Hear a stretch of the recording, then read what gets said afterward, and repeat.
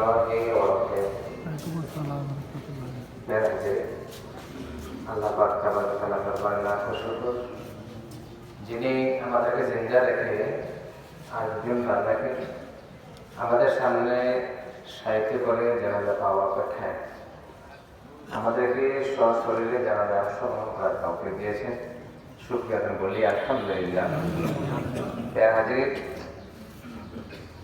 গত শুক্রবারের আগের শুক্রবার জানাজা পড়লাম নামাজের পর, শনিবার জানাজা পড়লাম, সোমবার রাতে জানাজা পড়া হলো, আবার এই শনিবারে গতকাল জানাজা হলো, আজকে আবার জানাজা।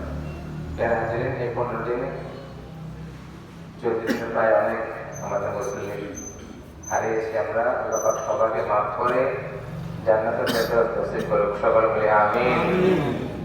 কত জানাজা দিলাম কিন্তু শিক্ষা গ্রহণ করলাম, আসলাম আর গেলাম, ঠিক কিনা?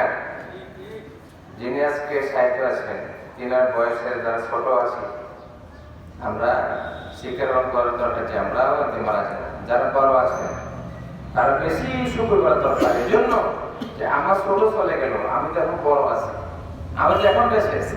আল্লাহ পাক এখন আমাদের ন্যায় কাজ করার সময় দিয়েছেন।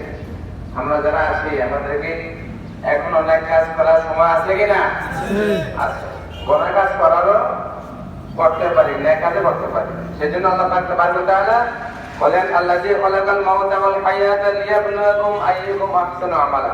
আল্লাহ পাক হায়াত এবং মওত এই জন্য সৃষ্টি করেছেন কে নেক হায়াত দেয়, নেক কাজের প্রতিযোগিতা অংশগ্রহণ করে। বলেন না সুবহানাল্লাহ।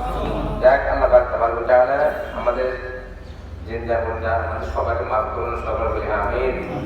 এখন এই জানাজা